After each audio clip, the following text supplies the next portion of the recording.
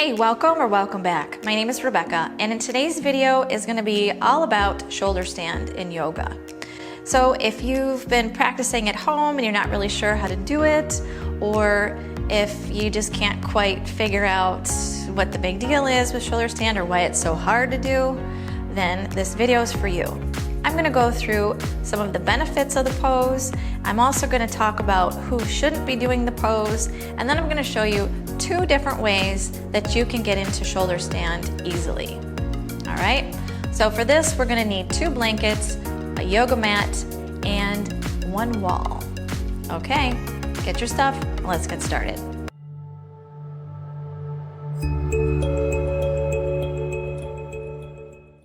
Okay, so to get started, some of the reasons why you should be doing shoulder stand every day are: 1, it's a great way to reduce blood pressure. So if you have high blood pressure caused by stress, this is a great way to lower your blood pressure. There's scientific research done on this that 1 shoulder stand held for 30 seconds or more will lower blood pressure for up to 24 hours. Second reason you should do shoulder stand is because it's calming on the nervous system and it's good for your heart. Now, when you go upside down and the toes are all the way up, or even sort of up, you're putting a different type of pressure on the heart. So right now, as I'm standing here upright, my heart has to pump the blood hard enough so that it will push the blood back up. So the venous return is the hardest part is the hardest thing your heart has to do, is to pump the blood back to your heart. But when you flip it upside down, that changes everything. Now your heart, the hardest part it has to do is in the beginning, is to push the blood upward, but then it's easier for the venous return. Make sense? I hope so. Third reason, I'm not really sure if there's research on this, but some people say that it's good for your metabolism. Because when you go upside down and you're pushing the chin forward into the chest, and just the way that the spine and the cervical spine and the head are in that pose puts pressure on the thyroid gland in the neck. And so when you're doing that, it's getting this squeeze and soak effect, so it brings fresh blood in when you release the pose. Some people say it's very beneficial for the thyroid, and it does help regulate metabolism and could lead to a healthier weight. Who are the people that should not be doing shoulder stand? Are people with high blood pressure. Oh, the irony. But if you have high blood pressure and you're taking medication, then this might be your ticket to get off the medication. You shouldn't do shoulder stand if you're not on medication and you have high blood pressure, because it will increase the blood pressure. It's not good, so don't do it. So that being said, moving on, who else shouldn't do shoulder stand? Anyone who's had recent eye surgery or has issues, like detached retina and unusual eye issues. If you have a glaucoma, it's also not recommended. So anything where you can feel pressure in the eyes when you're going upside down, probably not good to do shoulder stand. Another category of people that get thrown in here, and I think it's just, as a CYA kind of a thing, are pregnant women. I did inversions for both of my pregnancies and I had no problem. However, I did not like shoulder stand because I felt too squished up here in my neck because I got heavier, my boobs got bigger, and everything was kind of and plus everything in your belly is kind of pushing, this way in the diaphragm, and it didn't feel good. So I didn't like it, but I loved handstand. So that's a whole different category of inversions. In general, if you're pregnant, I would say you can do a shoulder stand up until the point where you don't like it anymore. And if you still like it, talk to your doctor. Honestly, that's your best bet. Whatever your doctor says is going to be what's right for you. Who else should not do shoulder stand? Anyone with a recent neck injury or some sort of neck issue that wouldn't be good for putting that that unusual type of pressure on the cervical spine. Cervical spine is designed to just hold your head, right? It's only designed to hold the weight of like a bowling ball, not your whole body. Plus, if you're overweight or obese and you go into a shoulder stand, it's probably not good for the joints. That's just my personal opinion. And because I've been working with people for over a decade and I've seen thousands of students. So that being said, I wouldn't recommend it if you're obese. However, there are ways that you can get into the pose if you're obese by using props like blankets and the wall. I personally use blankets anyway because it's better for my neck. I always have a stiff neck if I don't use it for whatever reason. So personally, that's my preferred way of doing shoulder stand. And honestly, every student that's come through my program, I'm kind of a stickler on this one, and I prefer that they use a blanket. I know. That being said, additionally, when you're using blankets to lift you up into shoulder stand, and I'll show you that in a second, how to do it, it's hard if you're obese or you have stuff in the middle, or if you're pregnant, it's hard to get the hips up and the feet up.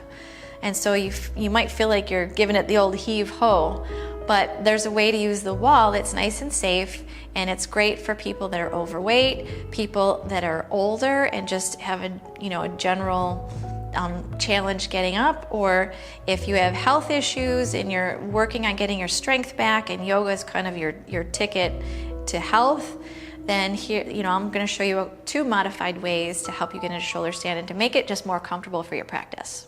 Okay, let's get to the mat. Okay, so I have 2 blankets here.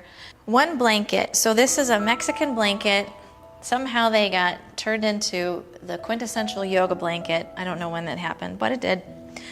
So here's a Mexican blanket, and they need to be folded up in a particular way.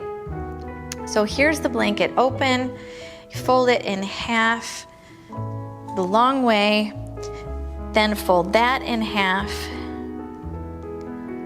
So you have this, and then fold it in half one more time, and there you are. Now we're gonna use the edge that doesn't have the fringes, and we're gonna put it right at the middle of your yoga mat.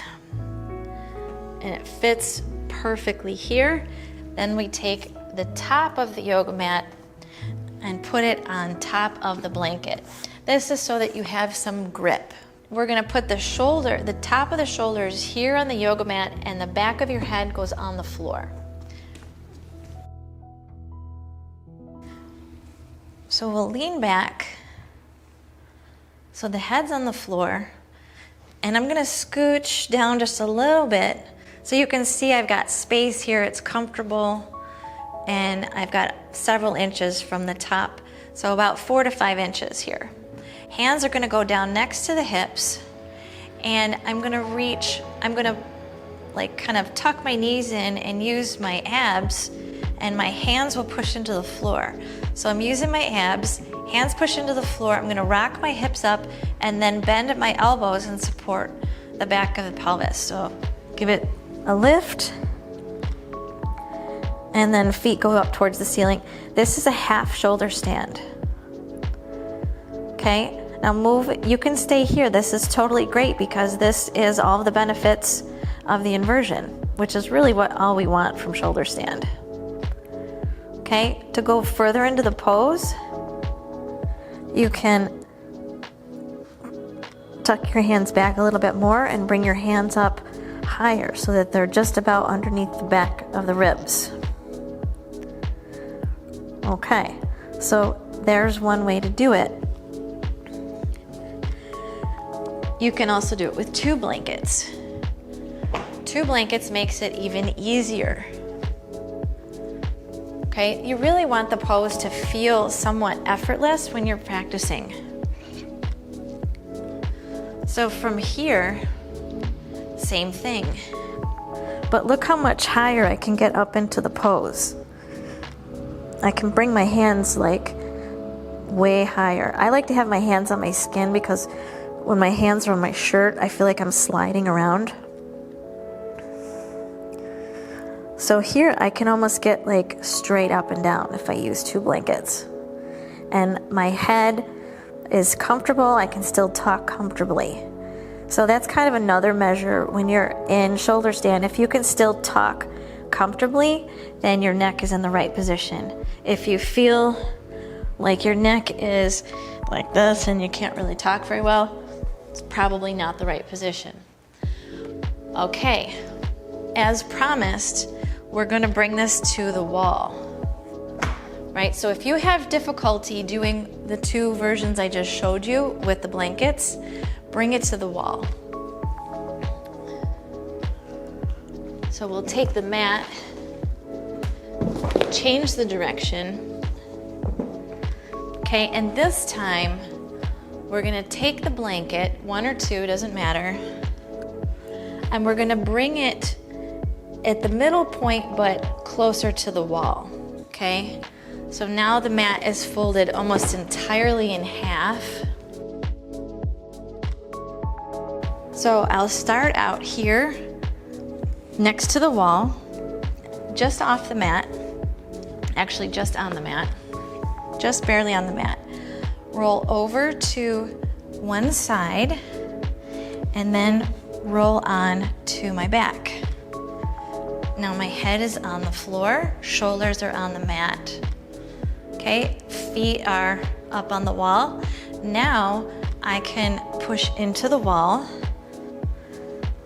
easily and bring my hands to the back of my hips and stay here. This is a great way to get into shoulder stand and to hold shoulder stand if you have the challenge of getting up, okay?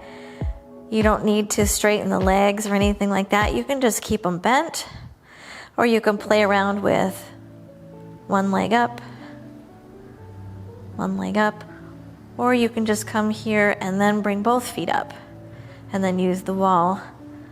Same way, right? Feet push in, hands go to the floor for support, and lower your way down.